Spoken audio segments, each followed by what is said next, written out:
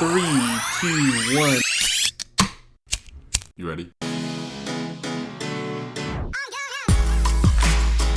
You're listening to the Real Pineapple Podcast Network.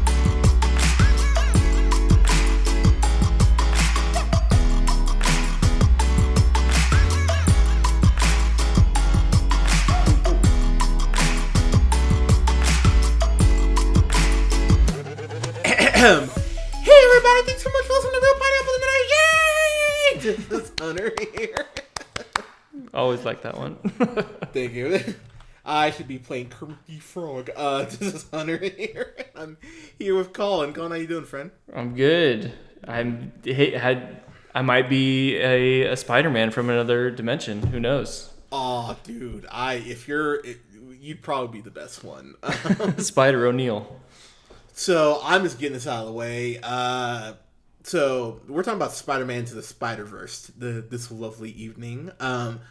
I have been very critical of Sony and their use of Spider-Man. I think the original Sam Raimi Spider-Man is a amazing superhero film. I love that film so much. I remember just I was probably 15, I want to say, when Spider-Man came out, and just seeing the suit live action for the first time and seeing him take on Green Goblin and just seeing who is my favorite superhero, Spider-Man, always has been. Just seeing him in live action, I went, this is fucking awesome. The sequel, it's really weird. So many people love that sequel and say, a lot of people say it's their favorite superhero movie. I don't get it, because I think the second film is a step down in pretty much every facet, even though the train fight between him and Doc Ock is still fucking badass. And in Spider-Man 3, we have a review up on our channel. The shorthand version is it fucking blows. I hate Spider-Man 3. Then we got a reboot with Andrew Garfield, which was the Amazing Spider-Man. The first one's really, I think, is good. I think it gets a bad rap. It's too dark, but I think it's a fun I liked Garfield and Emma Stone's chemistry in that a lot. Agreed. Aquaman, that's how you have fucking chemistry. But then we get to the Amazing Spider-Man 2, which Colin saw with me, and goddamn, that is to this day one of my most infuriating theater experiences. Colin will tell you, I was fucking irate. Yeah, yeah, you were really mad. I remember walking to the car and you were just like steaming. Yeah, I fucking hate.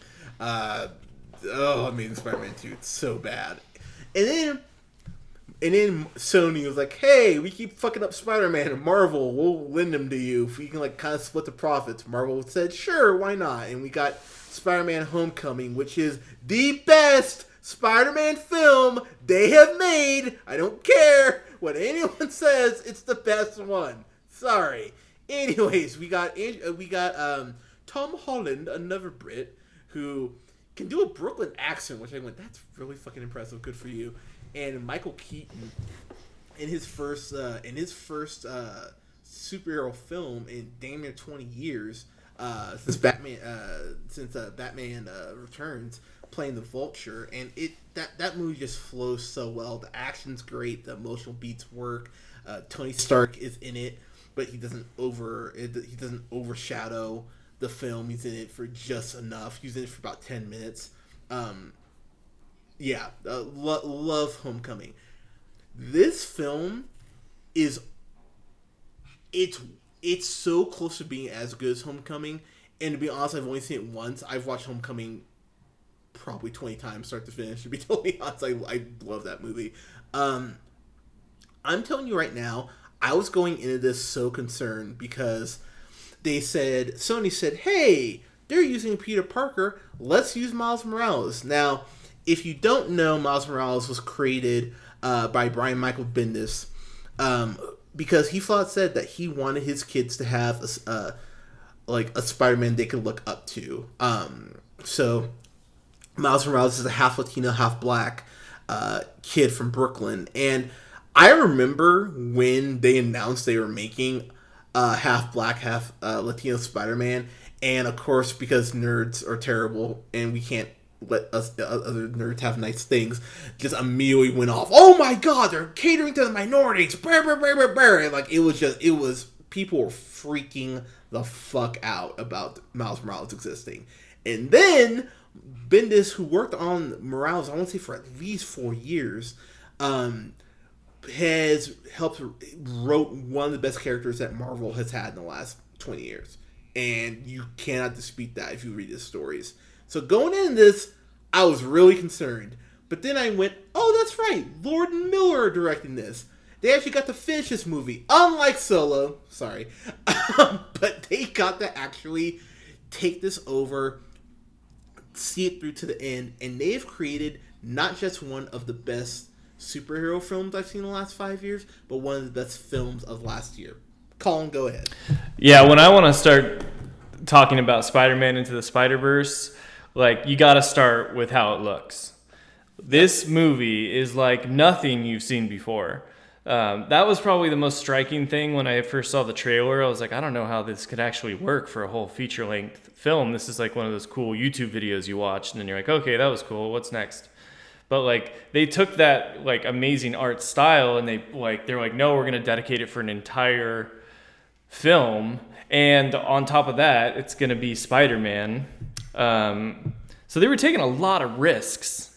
I feel like, you know, going with Miles Morales, you explained the backstory on him and kind of the backlash that's happened in the comic world initially by ignorant people, but yeah, with this art style too, to like go on top of that and be like, we're gonna try this out. It's never really been done before. I don't know if, like, you know, people are gonna like it or not. It's awesome. Like, it makes like so many of the action scenes, like the way the visuals are going in the background. I mean, it's like a computer generated anime in like the only way that it could ever really look good. Like, whoever did all of the art style for this in the first place, and whoever was leading the team, and the team in general that did this, like, bravo. Like, this is the coolest thing I've ever seen in animation. At least it's the coolest I've seen in a long time. Yeah, so I cannot, and I really do mean this, I cannot express enough my admiration for this film. So, jumping in, you start with Peter Parker, as you would, and he's going through, you know, a lot of the stuff that you would expect from Peter Parker. He's talking about, you know the story, and they make fun of it, which I appreciate. It's like, you know how the story goes. I got bit by a spider. I fell in love with a girl. My uncle died. I became a huge, household name. I put out a Christmas album, which you can actually download, by the way. Now it's on Spotify. I listen to it. It's pretty great. And the fact they got Chris Pine to be to be one of the Peter Parkers. The main Peter Parker that you start off with, it's Nick Miller himself, Jake Johnson, which I went, that's fucking great. The first one is Chris Pine. It is Chris Pine. Chris Pine's like the successful, like, good Spider-Man. And then, then you get Nick Miller, who's like the divorced, like, single, really sad Spider-Man. Yeah, really out of shape, not chill. Yeah, basically like if Nick Miller from New Girl was Spider-Man, it was like, this is the perfect casting for this. That's actually very accurate. But you get the origin of that, and basically it cuts to Miles Morales, who's voiced by Shamik Moore. Who does a great fucking job, but I will get to him. So he's living with his mom and dad, and he really goes ahead and hangs out a lot with his uncle Aaron, who is played by, I don't know if you caught the voice. Did you recognize the voice? For Uncle Aaron? For Uncle Aaron, yeah. Was it Mahershala? It was Mahershala Ali himself. Soon, by the way, I think to win his second Oscar, by the way. He plays Aaron Davis, who ends up being important later on. But so they're doing graffiti art. And one thing I love about this movie, and I cannot express this enough, the love of hip-hop in this movie. You get Notorious B.I.G., you get some, oh my god, why am I blanking on the dude's name? I'm totally blanking on the dude's name right now. But you get a lot of Brooklyn influence. You get a lot of New York influence. And it really helps enhance the movie. As much as people talk about, like Luke Cage, or like it enhances the soundtrack like something like Baby Driver. To be totally honest, that's what I kept coming back to. I went, yeah, the soundtrack really does lift this up and makes me love it even more. So Miles gets bit by the spider. He gets his own powers. And what I love about the movie that it's a slow burn of Miles' powers. You see him, jump high and stuff like that, but he's like a buffoon Spider-Man. He just doesn't know what he's doing. I mean, he's a teenager. I mean, now Colin, you knew me when I was a teenager. I mean, obviously I wasn't the suave fellow back then that you're talking to now. But what are you talking about? Yeah. Oh, dude. I will say point blank. If I got powers when I was a kid, I would be losing my shit. I wouldn't know. God help the Central Coast if that would have happened. Right. But, unleash the hunter power. Oh god, that would have been really bad for everyone. But honestly, though, what's crazy about this is that it's about Miles just really growing up, and with great power comes great responsibility. But I love the fact that he is just really he doesn't know what he's doing, and so when other Spider people start showing up, you get Gwen Stacy, you get Spider Gwen, which as a fan of Gwen Stacy and Spider Gwen, I went, that's fucking cool. Haley Steinfeld voiced her. If you don't know Haley Steinfeld, you know her from the last couple not good Pitch Perfect movies. You know her from The Edge of 17, which if you haven't seen that, you need to. And you know her from Bumblebee, which you also, if you haven't seen that, you really need to see because Bumblebee's a shit. Spoil my review there, don't care, whatever. But she voices Spider-Gwen. We get Nicky Cage voices Spider-Man Noir. That's so good. Who pops up later on. We get Chris Pine, as we mentioned, who's like the cool, suave Peter Parker. Mm-hmm. And we get Jake Johnson, who plays Peter B. Parker, is technically his name. And Spider-Ham, John Mulaney. John Mulaney himself. So what's cool is that just like in the Ultimate Comics, Miles witnesses he's on the run because he thinks someone's chasing him. I want to say it's the cops are chasing him, and he ends up running into Spider-Man, and he's fighting Green Goblin, and he witnesses Peter Parker from his world get killed in a pretty brutal scene. I mean, obviously it's PG, so you can only show so much, but the way they shot that scene, I went, wow, that's pretty dark. And when you read it in the comic, by the way, it's a really dark, like, oh, that's a bummer scene. He gets killed by the Kingpin, Wilson Fisk, who's played by Liev Schreiber, which I went, oh shit, Ray Donovan himself. Yeah, that was a great choice. Yeah, I was like, that's a cool choice. So Miles, of course, is freaking out, and he's in this graveyard, and that's when Peter B. Parker, Jake Johnson, shows up, and he explains that, hey, this universe, like my universe is spilling into yours. We have to figure out what's going on and stop it. And I will say something that I love about the whole Spider-Verse concept is that Wilson Fisk, his reason for creating this weapon to go ahead and basically pull from the multiverse that's created for him by Catherine Hahn's Doc Ock, who did a great job voicing Doc Ock, by the way. I was like, that was Catherine Hahn, okay. She does a great job voicing him, or her, pardon me. The reason Fisk is trying to bring to do this whole Spider-Verse multi-dimension thing is he's trying to bring back his family who got killed in a car crash. And everyone's origin in this movie is handled so well. You get maybe, 90 seconds of each person's origin, but it's just enough for you to go, okay, I totally get, who you are as a character. Which I cannot appreciate, I express how much I appreciate that. So it's about Miles teaming up with Peter B. Parker, who is such a dick. There's this point where they're in this restaurant and he's like, all right, here's your multiverse. It's soggy, it's like this fry, but here's my universe. It's super brown and awesome like this fry. And then he looks at Miles and goes, yeah, you got cash, right? And Miles is like, wait, what? And he's like, yeah, I'm a little cash poor right now. I'm like, wow, this Peter Parker sucks. But yeah, I was just like, I love seeing shitty down on his luck Peter Parker. So funny.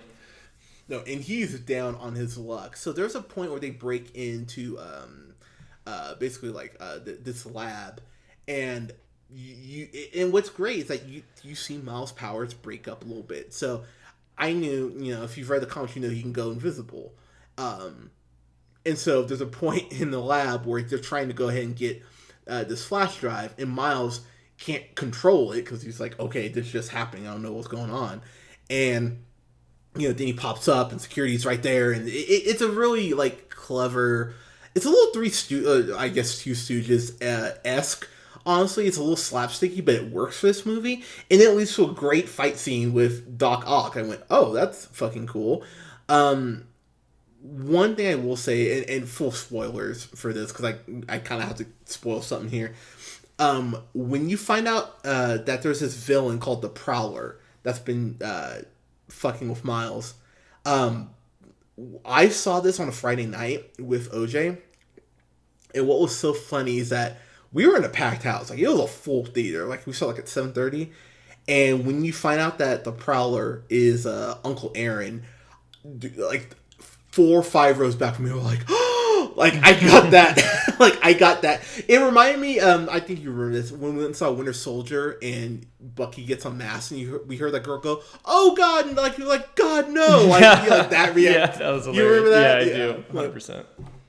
Like, it's that sort of reaction. I went, oh, I love knowing that and seeing people, react like it. Yeah, so I kind of ran through the spider people.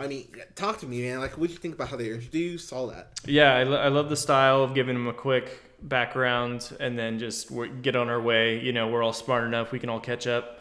And yeah, I loved the bond that only these spider people that all have received spider powers, and in their individual universe, they have literally no one to relate with. No one knows their struggle and what it is to be Spider-Man. All of a sudden, all these people are together now. They're immediately bonded. But then the dynamic in which they all kind of coexist and go towards solving their goal. You see all the personalities clash and come together, and then how they work together when they're fighting.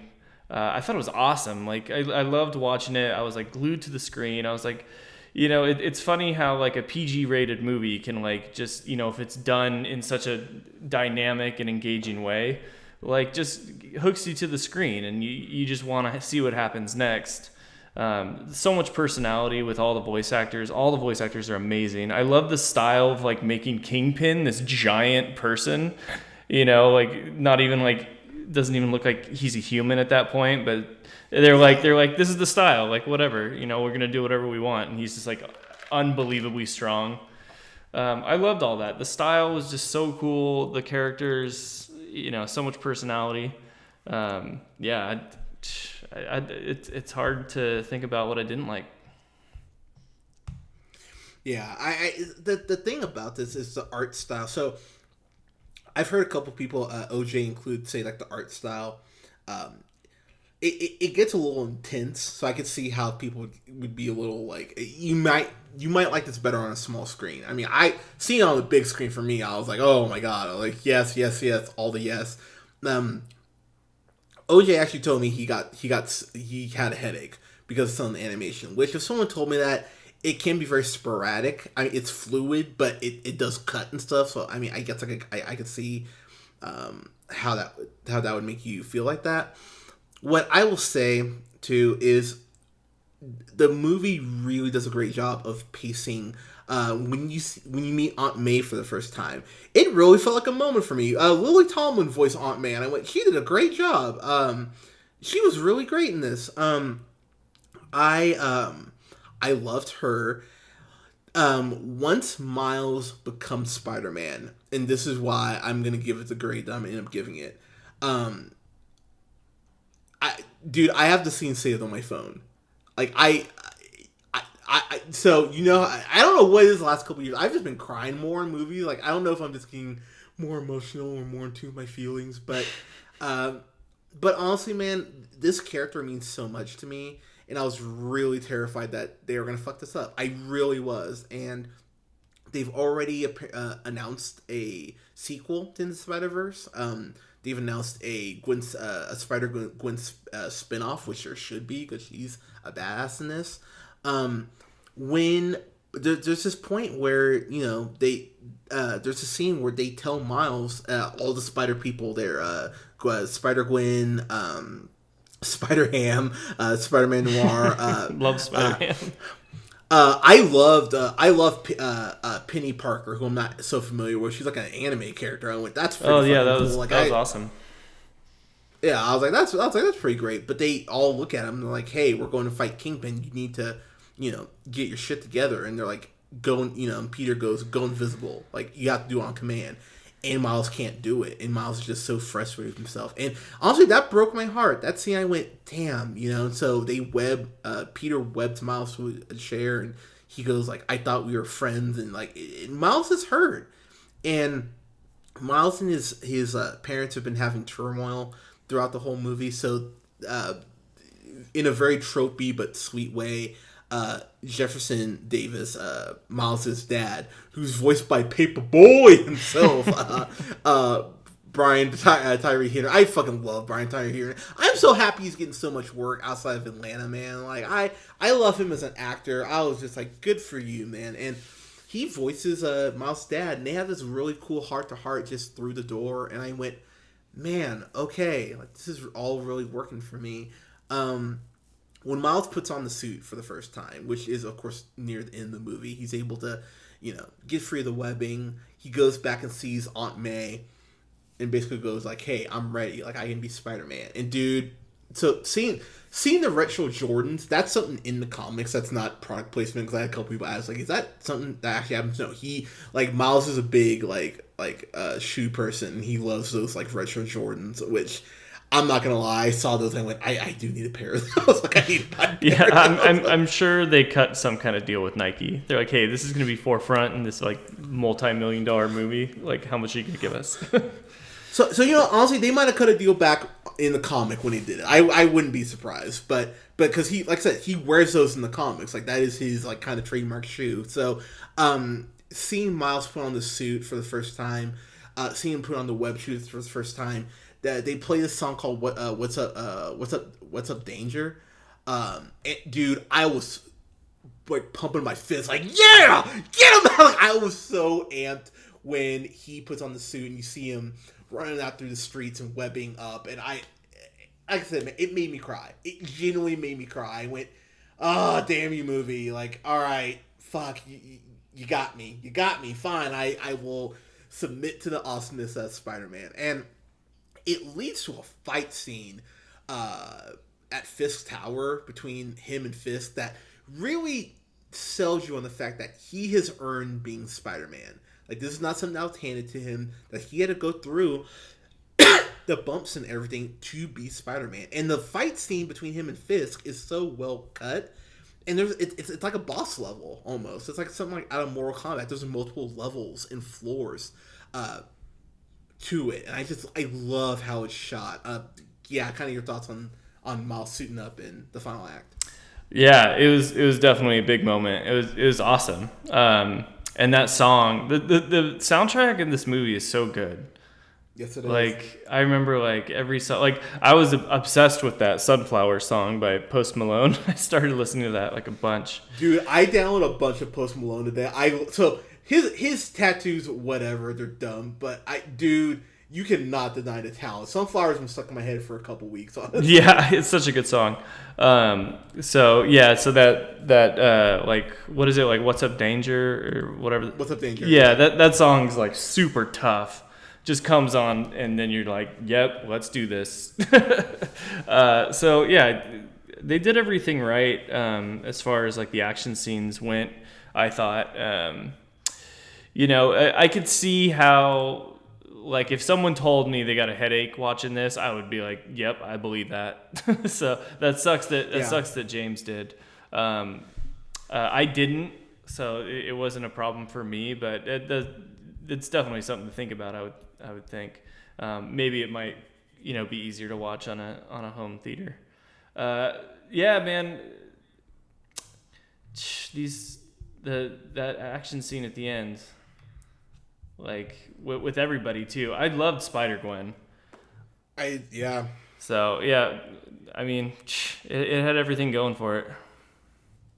So I mean, I'll just say, my admiration for this film cannot be stressed enough. I was so genuinely happy leaving that theater, and I mean that. So you know what, happy, that's understandable. I was joyful leaving this movie. Like, I just left and I went, I have to buy this in 4K the day it comes out. Like, the moment they take pre-orders and I get a release date, I will be putting in to buy this. I need to own this immediately. I might even go see it again before it gets out of theaters. I was choking up, I was laughing, I was crying. When Miles discovers that his uncle is the Prowler, it's a heartbreaking scene. The way they do it, you're like, holy crap. The movie, and I hate using this term, but I'm going to.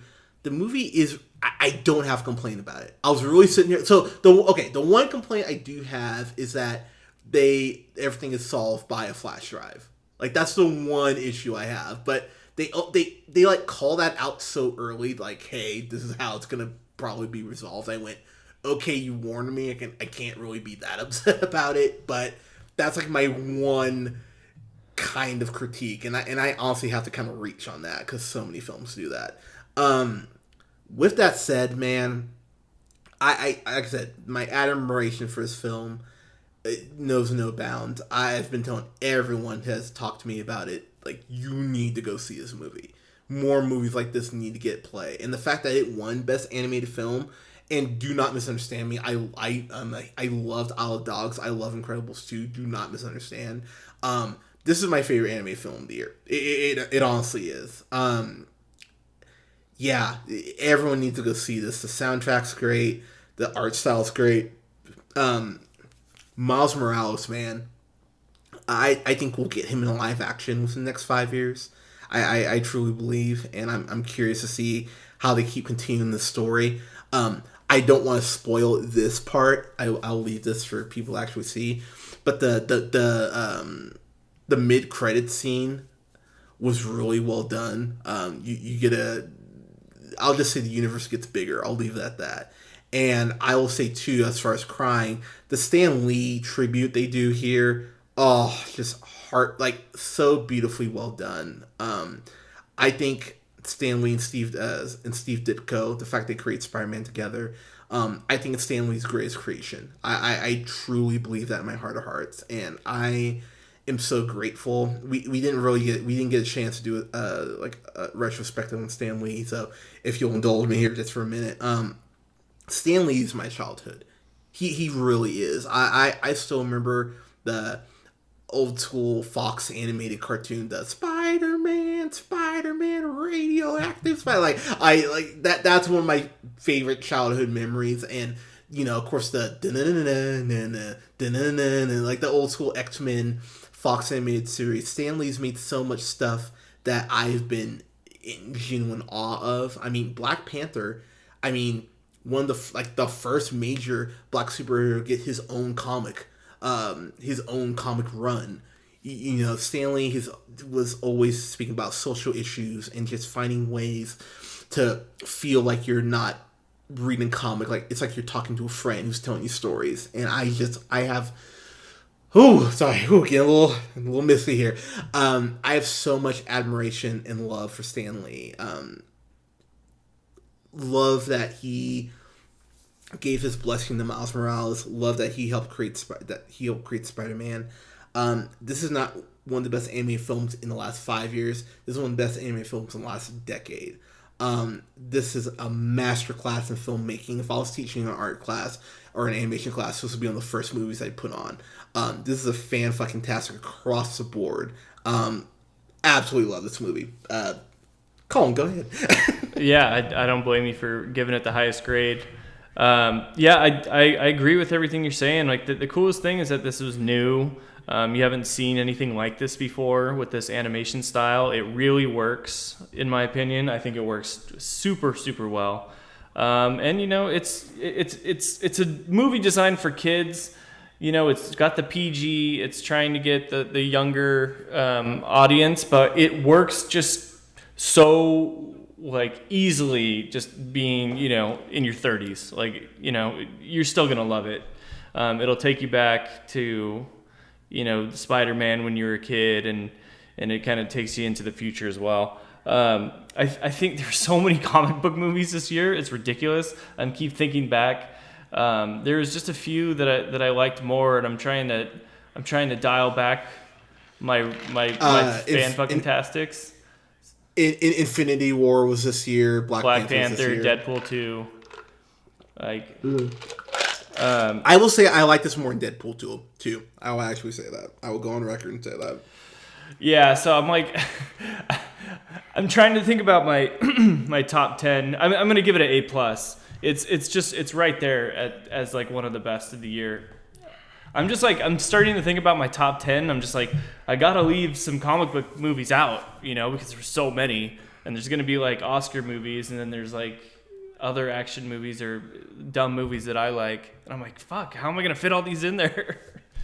Oh, trust me, I get it. Trust me, like I dude, my list right now for best of is at 21 movies, and it's gonna kill me to leave 11 of those movies off because this has been a great year for film. But honestly, for something being this innovative and being this just like awe-inspiring to me, and the fact the fact that I like this so much, I actually bumped Aquaman's grade down more because I like this so much. I kind of have to get a fan-fucking-tastic just on that. And what's crazy is that this movie is 100 minutes. And I mean that they cram so much into 100 minutes. I was like, oh my god, this is under 2 hours. And it flows this well. Dude, Lord Miller, man. They did the Last Man on Earth too, didn't they? They may have. Not familiar. Yeah, I could have sworn they did, but yeah, man. Lord and Miller are special. They really are, and the fact that they were able to just they of course did the Lego movie. Oh yeah, and they did 22 Jump Street and 21 Jump Street. I totally forgot about that. Oh, and Cloudy with a Chance of Meatballs. Fuck, this makes a lot more sense now that I'm going through it. I'm going through their filmography. Yeah, and they did do Last Man on Earth. So, yep, there you go. They did Clone High. That's hilarious. I really no, like I love Clone High. Like, that's so funny. They did Clone High. No, there you go. I mean, so I'm really happy this is doing so well and that people are seeing it. Seriously though, go see this movie if you have kids. Hell, if you don't, I went and saw it. Like I said, Friday night. Me and OJ went and saw it together. I went, yep, cool. Go see this though. It's such a great film, and we need more animated films like this, and especially with the way like anime films are just so dumb sometimes, and they just talk down to kids. It's like, oh, flashy colors, here you go, kids. Like how they question kids' intelligence, and this really is something that you can really. I knew he looked familiar, or that I knew that name. Shamik Moore. He was in Dope. I fucking love Dope. That's right. The movie, by the way, before anyone goes, what? Yeah. Sure. Shut up. But, okay, that makes a lot of sense. Yeah, I love that movie. But, yeah, man, I'm really happy this is doing well and that people are loving it. And that it won Best Animated Picture because it deserved it. So yeah, Golden Globe. Yeah. That was awesome. Yeah, so there you go. But, guys, have you seen Spider-Man Into the Spider-Verse? Let us know what you thought in the comments below. You can follow us on Facebook at The Real Pineapple. Go ahead and give us a like. You can follow us on iTunes, Google Play, and SoundCloud at The Real Pineapple. You can follow yours truly on the Twitter at JHunterRealPineapple. And you can follow Colin on Twitter at The Real O'Neill. You can follow Scott on Twitter at Nearman1. Guys, thank you so much for listening. We'll have reviews up this weekend for Won't You Be My Neighbor. We'll have a review up as well for Heart to Beat Loud, and yeah, we are gonna see that new Kevin Hart movie. We are gonna talk about the fact that we will not have an Oscar host this year, which is kind of crazy. First time 30 years, I believe. I think it's been that long since we haven't had someone host the Oscars. So we'll deep dive into that a little bit as well. But guys, thank you so much for listening. Talk to you soon.